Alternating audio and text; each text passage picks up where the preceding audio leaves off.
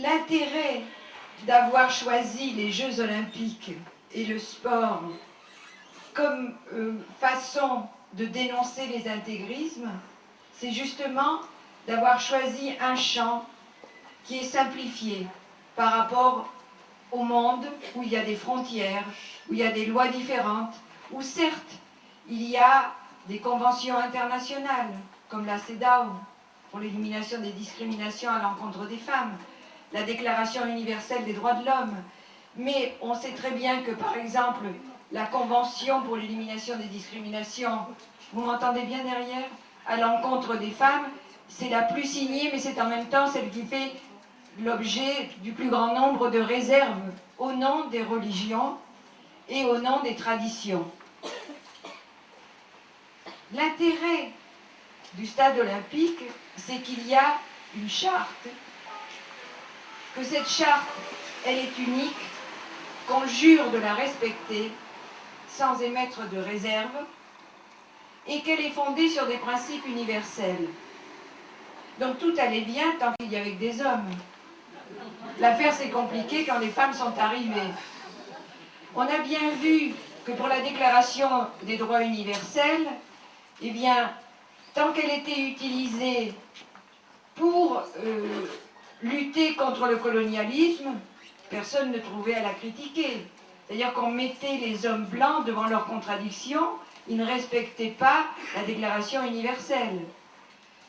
Et voilà que tout d'un coup, quand il s'agit des femmes des mêmes pays décolonisés, eh bien, on trouvait des réserves et on disait que c'était un modèle occidental. Alors l'intérêt du printemps arabe, ça a été justement de montrer que l'envie de liberté, l'envie de démocratie était universelle. On pensait qu'on le savait déjà, mais il fallait le redémontrer apparemment.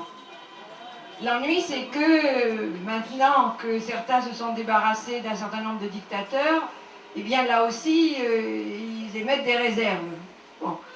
Donc, je pense qu'il faut toujours faire une démonstration. Quelle que soit la cause que l'on défend, il faut faire une démonstration.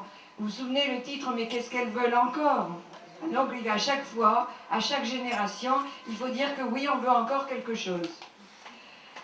Je reviens au stade olympique. Il y a donc une loi unique fondée sur des principes universels. Et, comble d'intérêt, il y a une règle qui est fondamentale dans le sport, qui est ce que nous avons appelé la neutralité du sport. Je n'utilise pas le mot laïcité, parce qu'immédiatement on dit « Ah oui, c'est la laïcité à la française ». Donc c'est pas ça du tout. Le sport, finalement, a probablement été le premier outil qui a été inventé par les anglo-saxons et qui a été mondialisé. Et la caractéristique par rapport aux activités sportives qui pouvaient se faire dans le passé, c'est qu'il est normé, codé, et que sans la règle, pas de sport moderne. Pourquoi ? Parce que le sport moderne, c'est la performance, c'est le chronomètre qui a permis le sport moderne. On mesure la performance. Et pour que on puisse comparer les performances des uns et des autres, il faut une base d'égalité. Donc il faut des règles. Et on tourne en rond. Il faut des règles. Donc la même règle pour tout le monde. C'est au nom d'une règle fondamentale qui est le fait qu'on doit exclure toute forme de discrimination, que l'Afrique du Sud a été exclue pendant 30 ans. Naturellement, l'Arabie Saoudite, le Qatar, le Koweït, tout ça, qui avait exclu les femmes. Là, il ne fallait pas les bousculer, parce que on est un peu comme la question des femmes battues, c'est un problème, je dirais, privé. Hein. Privé, politique, ça a été là qu'on a commencé à attaquer. Mais au niveau international, on reste tout de même sur cette idée. C'est-à-dire que les affaires des femmes des Saoudiens ou des femmes des Qataris, etc., c'est tout de même leurs affaires internes, on est bien d'accord. Donc il ne faut pas les bousculer. Et 20 ans après, l'Arabie Saoudite est encore en train de dire j'en envoie une, j'en envoie pas une. C'est-à-dire que les 3 derniers, c'était le Qatar, Brunei et l'Arabie Saoudite. Donc l'Arabie Saoudite, on ne sait pas encore s'il va finir par envoyer les femmes. Donc on peut dire, mais on a gagné. Au départ, il y avait 35 délégations sans femmes. Maintenant, il n'en reste plus que 3, même peut-être plus qu'une, peut-être même 0. Le problème, c'est qu'en contrepartie, on a des femmes voilées. Alors là, le cœur antique, c'est ah oui, mais il vaut mieux avoir une femme voilée que pas de femme du tout. Bon, alors là, je veux dire, la démonstration, elle est effectivement complexe, pour reprendre ton mot. C'est-à-dire que, premièrement, nous on dit, mais attendez, il y a une règle. Quand les Noirs d'Afrique du Sud ont levé le poing par exemple, des États-Unis, Tommy Smith et John Carlos, en 68, ont levé le poing pour dire qu'ils se solidarisaient avec les Black Panthers. C'était pour une bonne cause, mais on les a tout de même exclus, parce que c'était un signe politique qui n'avait rien à voir dans le stade olympique. Donc quand on voit des femmes arriver voilées de la tête aux pieds, eh bien, quelle que soit d'ailleurs la taille du voile, c'est l'islam politique. Donc c'est même pas simplement religieux, c'est politico-religieux. Donc il faut l'exclure. On n'est pas dans le compassionnel, on est dans l'application d'une règle. Si elle n'est pas bonne, vous l'enlevez.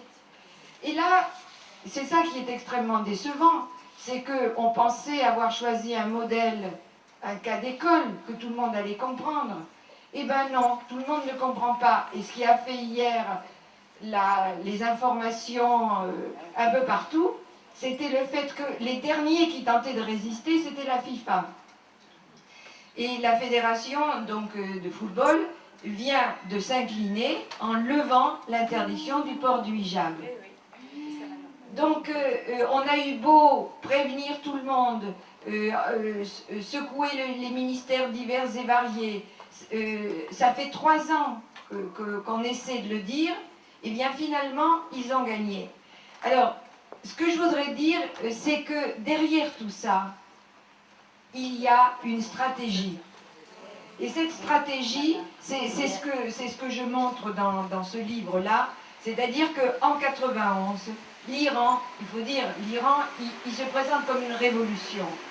Donc l'Iran, après avoir commencé par interdire tous les stades pour les femmes, et y compris pratiquement de faire du sport, il s'est dit tout de même, je suis révolutionnaire, je ne peux pas, il faut que je trouve une idée. Donc ils font une grande conférence en 91, présidée par le président iranien, et ils définissent une stratégie. Et cette stratégie, c'est premièrement, on fait des jeux séparés pour les femmes des pays islamistes, tous les 4 ans, ce qu'ils font depuis 93, qui est présenté comme un modèle pour les femmes libres du monde. Et d'autre part, eh bien, on va faire la pression sur les fédérations internationales pour qu'elles soient, comme disent les anglo-saxons, inclusives plutôt que exclusives. Ça veut dire que, eh bien, naturellement, le costume islamique ne colle pas tout à fait avec les critères sportifs. Et on leur fera comprendre que c'est mieux d'avoir des femmes voilées que pas de femmes du tout. Parce que ces pauvres femmes, sinon, elles ne pourront pas faire de sport. Donc les méchants, c'est pas les mollahs, les méchants, c'est ceux qui appliquent la réglementation. Et naturellement, toute une partie de l'opinion publique et des féministes y compris, eh bien, se laisse prendre à ce discours compassionnel.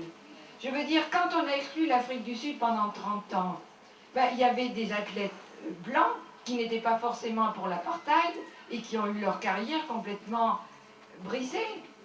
Donc, on s'est dit à ce moment-là, oui, mais la cause de la lutte contre l'apartheid mérite ce sacrifice-là. Et bien, la cause de la lutte des femmes mérite qu'il y ait des femmes voilées de la tête aux pieds qui n'aient pas la bonne carrière qu'elles espéraient avoir, c'est tout. Personne ne se pose non plus la question de savoir si le fait d'être voilé de la tête aux pieds va être un handicap éventuel pour réussir à battre une compétition. Donc on se fout comme de l'an 40 de la performance, on se fout comme de l'an 40 de la règle, et au fond, ce que ça démontre, ça, c'est que les femmes sont toujours marginales, et que ne pas respecter la règle quand il s'agit des femmes, ça ne remet pas en question la règle, c'est comme si elle n'existait pas. Alors je vais conclure sur cette stratégie donc, qui a été mise au point par l'Iran et qui finalement est gagnante, et qui est définie en 2009 dans une lettre qui est signée du guide suprême Khomeini, qui dit nous n'avons pas répondu à une propagande adverse telle que la propagande féministe comme nous aurions dû le faire. Et un des objectifs de la conférence qu'il organisait, c'était la promotion de la culture de la modestie et du hijab dans le monde. Et au moment de la bataille rangée sur l'affaire du hijab et de la FIFA, vous avez M. Lemke, qui est le monsieur sport auprès du secrétaire des Nations Unies, qui sort un communiqué en tête des Nations Unies en se prononçant pour la levée de l'interdiction du hijab dans le stade olympique. Et donc c'est QFD, c'est-à-dire que même dans quelque chose d'aussi normé que le sport, il faut dire qu'il y a eu une indifférence totale à cette cause, eh bien, des Nations Unies jusqu'aux fédérations sportives, jusqu'à tous les États, jusqu'au réseau Femmes et Sport du monde, eh bien, on était dans le compassionnel et non pas dans l'analyse politique d'une stratégie lancée par l'Iran dès 1991.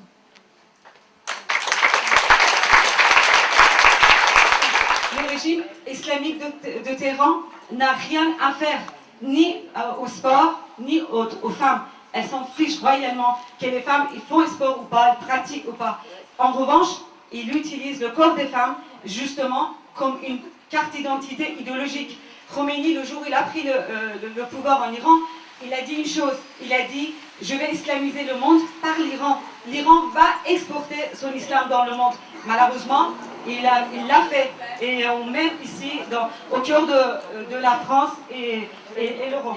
Sur la question du costume, il est évident que par exemple quand les nageurs avaient porté une combinaison qui les aidait à gagner, au bout d'un an de discussion, ça a été fini, on n'a plus le droit de le porter.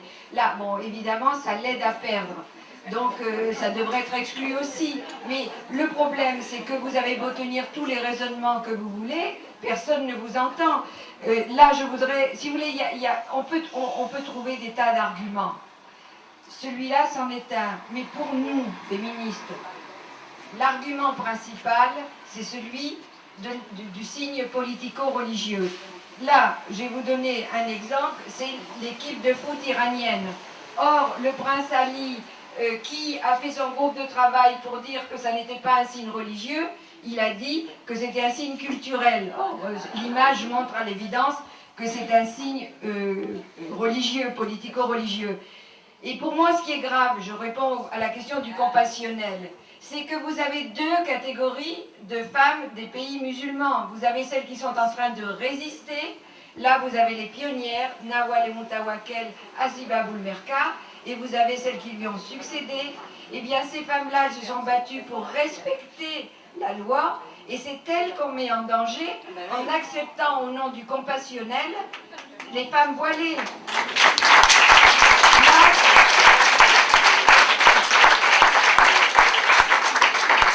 C'est une revue qui vient de Tunisie. Les sportives tunisiennes sont en danger. Elles ont un ministre islamiste. Donc, est-ce qu'on est en train d'aider ces femmes-là ou est-ce qu'on est en train d'aider les petites soldates du Bahreïn, du Qatar, de l'Iran, etc. C'est ça le choix à faire. La dernière image, c'est une journaliste femme, comme quoi on est souvent trahi, qui fait son gros titre au moment des Jeux de Pékin, en disant le voile fait sa force. Elle a perdu, il y avait 40 degrés de chaleur, donc vous voyez que l'argument il tombe. Les journalistes, tout ce qu'ils disent, elle doit avoir chaud dessous. Ils ne voient même pas le sens politico-religieux de cette affaire-là. Ils ne voient pas que c'est le signe de la ségrégation. Et je rappelle que les athlètes français qui avaient voulu porter un petit badge pour un monde meilleur, pour dire qu'ils étaient contre le choix de Pékin, n'avaient pas eu le droit de le porter au nom de la règle qui interdit toute expression politique ou religieuse. Voilà. Pour moi, en mon nom propre, le voile n'est pas un signe religieux, c'est un signe de domination masculine et qui contribue à continuer le patriarcat. J'en parle parce que à partir de là, on limite effectivement les sujets de discussion et au nom d'un signe religieux, on ne peut plus rien aborder. Moi, je vous parle juste d'un constat que je fais sur la vie locale. J'habite cette commune. Aujourd'hui, il y a des petites filles d'âge primaire qui sont voilées dans la rue. La voix de la France doit être portée sur la question de l'universalisme dans ces domaines-là. Et comme je suis une activiste, Je pense tout de même que les mots, c'est bien, mais l'action, c'est bien aussi. Et c'est pour ça qu'avec le lobby européen des femmes, avec la clé, avec un collectif d'associations qui s'appelle Justice Londres 2012, Justice pour les femmes, le 25 juillet, nous allons à Londres, on a loué un bateau et on va faire une rencontre, mais surtout après ça, on va enterrer symboliquement la charte olympique. On va la jeter avec des fleurs dans la Tamise, avec un orchestre de jazz de la Nouvelle-Orléans, pour montrer que la charte et les valeurs universelles, s'agissant des femmes, a été bafouée et que les fossoyeurs sont ceux qui devaient la défendre. Mais il faut qu'elle vienne avec nous.